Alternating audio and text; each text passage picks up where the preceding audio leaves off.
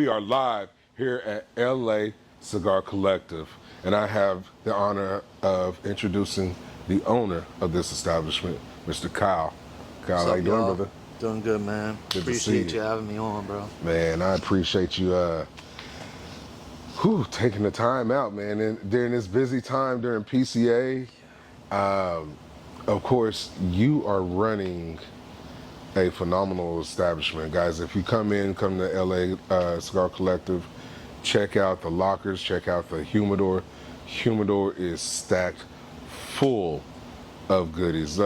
And before we get too far into this, go ahead. Let's talk about your new release right here. Yeah, man. So that's actually how we got linked up was through DC and just like knowing the same people. But that is our shop exclusive from Definition Cigars.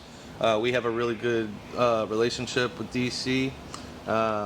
We're like a DC destination here in Louisiana. We built that relationship up and we started this shop exclusive. We're the only shop that carries this blend. It's a 6x60 Gordo, Ecuadorian Habano wrapper. It's got a double Condega binder from Nicaragua and Nicaraguan fillers. We wanted to make a Gordo, like down here in the South, you know, Gordo is a very popular size. So, Right. We wanted to cater to our local clientele, but also push our online clientele that may not smoke Gordos into something that is approachable for someone that doesn't typically reach for a big cigar like a Gordo. We believe we succeeded with that. The whole project was about stepping into the uncomfortable because in my experience, that's where growth happens, is once you start getting uncomfortable, that's when you start to grow as a man and everything else, right? So me and Jaman wanted to get uncomfortable with this blend and this project, and the branding on it is from like an old Western song, which I know was uncomfortable for Jaman. Yeah. And I was looking at it, I was like, yeah, that's a weird pick. oh, okay. I'm gonna try and get him to wear a cowboy hat for the event, but he's mad at me about even asking him about that. So. But yeah, man. He's a Commanders fan, so okay. Even though you're talking about Western Cowboys, anything cowboy, he is not going for. That is hilarious. No, man, now that I know that, I'm really going to grind it. I'm really going to push that narrative. But no. Got to. Yeah, because I'm always giving them stuff for it. That's that's one of the fun parts about the cigar industry is, you know, we just basically abuse each other and have fun doing it, you know, and but it is about dollars and cents too, you know. I mean, it is a business. We have a good partnership, and that's the reason why we did this project, was because it made sense financially for both of us, you know. And see, that's what I wanted to hear about, building partnerships. Yeah, man. What has that been like with starting a cigar lounge? Like you're in New Orleans, Louisiana, and like there's not too many lounges. But you have one of the prominent lounges here. Yeah, what was that like? So partnerships go from my end to brands like DC and all the brands that we carry in the humidor. There's partnerships there on that side of it, but there's also, you know, customers that come in. That's also a partnership, man. You know, like they're doing business with me, just like I'm doing business with Jaman. So I look at every customer as like a partnership. And, you know, building that trust over time and stuff like that. Just like I've earned Jaman's trust with DC and he's earned mine, right? Right. But no, for me, like a lot of shops, you know, a lot of the old school shops like get everything through a distributor or a wholesaler, right? It's like one point of contact. Yeah. They get all their cigars from this one, but I like to go direct with every brand. Yeah. And build that relationship with each single brand. You know, so that's really what I like to do. Yeah. Yeah. And so, because on your online presence is phenomenal, by the way. Thank you. Right. I've been watching for a little bit, and I'm like, oh wait, you got a shop, but like you also have an online store that's been like really pumping out product. Yeah. Especially for like boutique brands. Sure. Like, what was that process like getting the online, the e-commerce side going? So I think the online side, you know, you mentioned boutique brands. for me, that was a business decision to go with on the lean boutique for my online sales, because if you think about it, you know, I can sell Fuente online, sure, but they already have big box guys that do that for very cheap, and I can't compete with those guys. Right. So, me going boutique on the online space, first of all, I like boutique brands as a consumer. Right. Like, it's always what I've gravitated towards, so Right. my passion's there, my knowledge is there.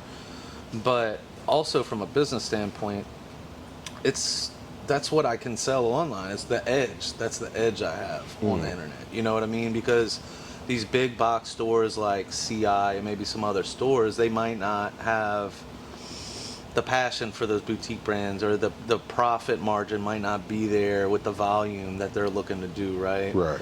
Whereas I'm a little hungrier because I'm an entrepreneur and I'm smaller, so I am willing to do that. You know, I am willing to do that work, maybe for not as much volume. So the online side of things definitely gravitates towards boutique, because that's the cigar nerds, right? That's the people that are really into cigars. Whenever there's two types of online customers. There's like the guy that's looking for a really, really good deal. Really good deal. Yeah. Sure. Respect that, understand it. We're in America, right? Right. And then there's like the cigar nerd guy that wants to try things that he's never had before. He's looking at the blends, he's looking at the stories, he's looking at everything about the cigar. What's funny is I'm right in the middle. I look for the good deals. Sure. Just to stack the humidor for the people that come by, but then I also look for the exclusives, the one-offs, the new releases that not every shop has, right? Yep. So I'm finding that happy medium. So when I come across like your e-commerce store, I'm looking at stuff that I normally can't get in my particular area. Sure. Yeah, man. That's the whole idea, is to capture that with the online side. And that's definitely what it's tilted towards. You know, we obviously try to give good value to, like, if you buy any 10 cigars on our website, you get a discount. That kind of thing, like a build your own sampler kind of deal. You know. Nice. But I mean, look, we're in a capitalistic society, you know. Right. I understand, like of course you want a good deal. Right. I want a good deal too. Me too. Like, you know, I mean, anything else, I'm looking for a good deal, so that's natural, that's normal. And, you know, I like to be like, well, I'm gonna provide a service to you that's gonna be fair. The price is gonna be fair, but the quality is always gonna be there. You know. Let's go into why cigars. What made you jump off the porch and get into cigars, man? In Dallas, we got a saying, like, you jump off the porch, like, yeah, no, you for getting sure. in the game, Yeah, right? no, for sure. Or you sitting on the porch with the little pups. You jump out the porch with the big dogs. What made you do that? Man, that's a good analogy, because like where I worked in the oil business. I was a controls technician at a local refinery here, and I was lucky enough to have the opportunity to do that and make like a really good living, and like you know, I made a lot of money in oil, you know, like at a refinery. It was a lot of hours, you know. Whenever they told me, "Hey, you're working," like I couldn't say no, I'm not. It's like 15-6. Yeah. I'm just working. I was working a lot. I was making a lot. But you know, at that time in my life, man, my philosophy was make as much money as I can while I'm at work, and then pursue my passions outside of work, right? Right. And that's kind of how I lived. But I would go to work, and I just felt like, I guess the best way to explain it is like I felt like I was just doing time. Yeah. You know, like I was going to work and I was just like in jail for however many hours a day. Right. And then like eventually I just got to the point where I wanted go home on good behavior. yeah. It's like they always tell you when you're a kid, like, do what you love, and you know, and at that time I was like, man, I need money. what they're talking about. I'm trying to make money, you know. But that's all good and well, but I just wanted something that, you know, was mine. I wanted to feel fulfilled, and I wanted to build something for my future, you know, and like a legacy or something like that, you know. So that's really what had me start, and I started piecemeal. You know, I started a website first, got out there on socials first, did accessories first, and then eventually got into cigars and never looked back, man. And Man. having a blast, and it's, I made a business plan, and we completely overshot everything that I had in that plan. Yeah. So it's been blessed, man. What was your major pitfall that you had going into it? Pitfall as in what, like a Stumble. hiccup, maybe? Yeah, Yeah. you stumbled. So I guess, man, with tobacco, it's just a little bit. It's a little hard because of the permitting. There's some more red tape there. We just won a major victory with the FDA case. Yeah, With the we're about. I'm sorry, legislation. this is about to get interrupted, bro. Fuck. Sorry. No worries. Can you let him in next door? Thank you, bro.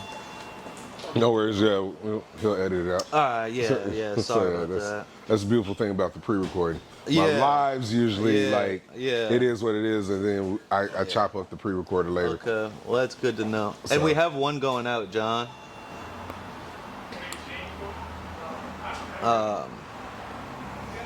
Yeah, sorry about that. I actually wanted to lock that door too, in case anybody else tried to come in. Because sometimes we have people that try and like come in early, and I usually don't really care. But yeah, sorry about that. No, you're good. Keep rolling. Where you were we remember though? where you? So your pitfall with the restrictions. Oh yeah. So tobacco has like a lot of like red tape, kind of just being that you're smoking inside, selling cigars, and figuring that out was really tough. Like the zoning of the building. Yeah. That was the part that I would say was like the scariest, just because I got in bed with the bank, Yeah. and the loan was out, Yeah. and I wasn't sure if this space was gonna work.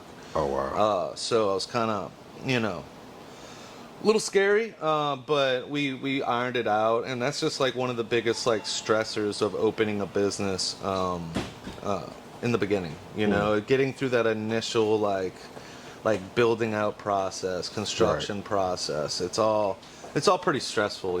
Yeah.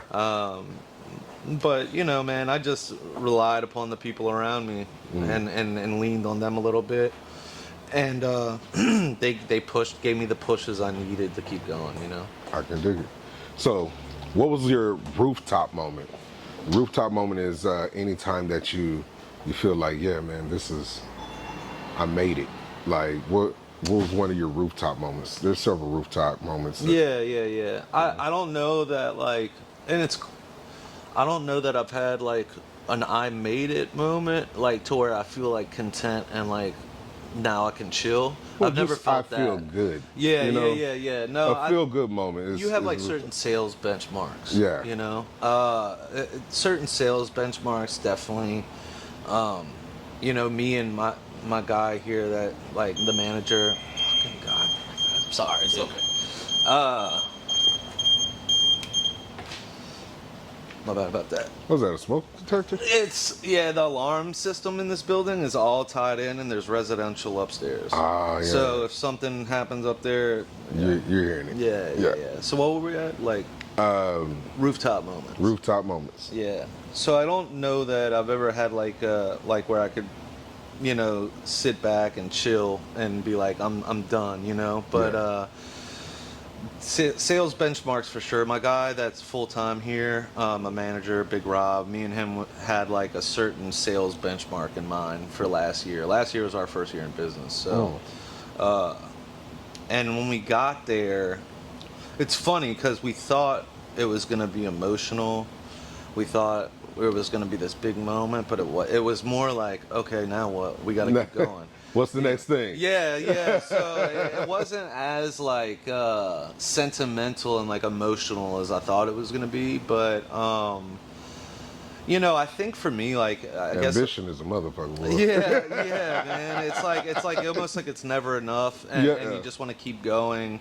But I think for me, like my biggest like aha moments would be like when I have an event and I just like I look around and I see people like enjoying each other's company, and that feeling of like you know, being a young man, like, you take from society a lot, right? Right. You're just like, you're always like taking, and like to look around and feel like you're giving something Yeah. is like is a Fulfilled. purposeful feeling. Yeah. You know what I'm saying? That I really enjoy, and I feel like a cigar shop or a lounge specifically like gives that like outlet for people to like be safe, you know, process things, Yeah. blow some steam if they need to, whatever it may be. It's like a benefit for society to have a place like this, you know. Absolutely. So, top 5 brands that you personally love. What is your top 5? That I personally love. Mm-hmm. So I want you to go boutique and then go legacy. okay, all right. Man, that's a good question, and it's a really hard question because I smoke so many different things because it's like part of my I job. structured it that way because Yeah. real cigar smokers love this. Like Yeah, we yeah. this is our conversation. What is our Sure. top 5 boutique versus our top 5 legacy? Man, it's so tough. Boutique. You want 5 boutique, 5 big brand? Yeah. Okay. So in no particular order, I really love Principal Cigars. He makes a lot of good stuff. I really like KBF Factory. I think they make some great blends. Kellner Boutique Factory out of DR. I really like Avowed. That's just leans like perfectly to the flavor profile that I enjoy. Is like a light to medium. Yeah. I smoke everything, Right. but that light medium is like That's where my you are. wheelhouse, Yeah. Avowed is very good. Tatuaje is very nice because I respect Tatuaje and Stolen Throne. I'm also gonna lump in there. Okay. I really like them because of their prices. They haven't increased prices in the past 2 years, which is a big deal. Right. Because you know tariffs and everything else, and it's like That's hard to do. And man, they've just like kept it real and kept the same prices, you Yeah. know. And I really like respect that. So like I have to put them in there. And those two brands, like, you know, that means a lot to me when you don't raise the price Right. for the consumer. You know what I mean? And then I would say, what other one? DC is great as well. I would have to say DC in there, man, because he's got such a broad portfolio. There's something for everybody there. Go-to for DC.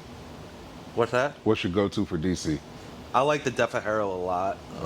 Defajero, which is surprising because I said I like light medium. Yeah. But Defajero is like has a fullness to it. When I want a cigar, I grab a Defajero. And Neo is very, very nice as well. Yeah.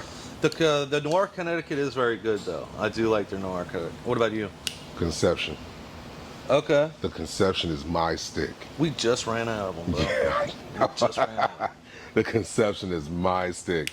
He always tries to push on his new stuff, which he has a new blend that you're releasing here. It's called the Pivot, right?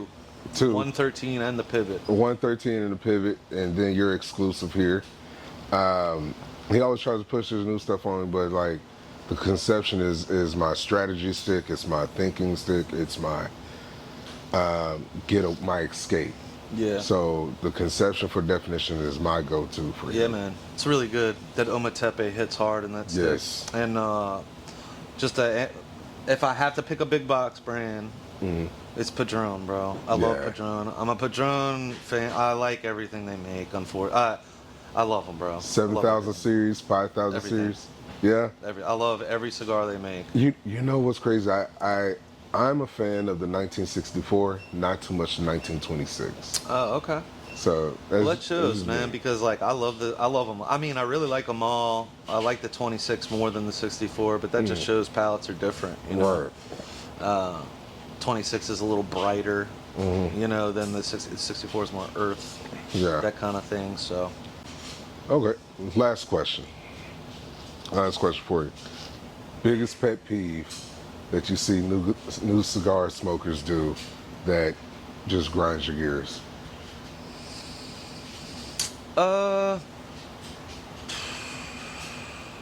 You know, there's like the classic ones, like people like putting their nose on cigars and stuff like that. But I mean, I understand all these things when you're new. Snorting cigars. Yeah, Hate it. I think of one of them is like ashing. Like when they ash and they ash like on this for some reason. Yeah. They'll like ash like On the lip. on the lip of the ashtray instead of in the ashtray. Yeah. And just as a shop owner, like my employees have to come like sweep and stuff Yeah. like that. But I mean, even the smelling the cigars, it's like, it's their hard-earned money. Right. Like they want to know what they're buying, and so I get it. I mean, Right. I don't really get too Too deep in the weeds on that. Yeah. But see, it also it's one of those things. For me, it reminds me of when people do cold draw. Mm-hmm. Like cigar nerds love cold draw, and I'm like, that's almost the same as sniffing a cigar to me. Like, Yeah. what are you getting out of that? Right. Like, I want to see if we can taste another. Like, whatever, whatever. Get out of here. Mm-hmm. No, nerd. maybe for me, pet peeves are more like, for me, like is like a cultural thing or a vibe thing. Yeah. Like when people like are like on a FaceTime conversation, it's like all loud and stuff in the lounge. I'm like, come on, bro. Come on, stop. Like that kind of stuff like Yeah. bothers me more than like somebody sniffing a cigar or something. Right. I'm more of like a protector of the vibe Right. than Right. you know what I'm saying, than like the products. Yeah. So You're a curator of the experience. yeah. So that's what I love it. That's important for a lounge. So, bro, how do we connect with you? How do we find you? How do we place orders with you online? Yeah, man. So LACigarCollective.com is the website. LA Cigar Collective on Instagram. LA Cigar Collective on YouTube. We also have a Discord channel. The links to that Discord are on the YouTube. In every YouTube video, we have a QR code, bring you right to the Discord. So if you want to be a part of an online cigar community, I highly recommend that because it's awesome. So Nice. Yeah. Brother, I appreciate you. yeah, man. Thanks for having me, brother. Yeah, man. Thank you for having us. This is your Yeah. place. No. I mean, yeah. Hey, man. Hey, guys. Thanks for tuning in. Make sure you check out LA Cigar Collective here in New Orleans, Louisiana. And remember, storms don't last, but your home should. Peace. Two fingers.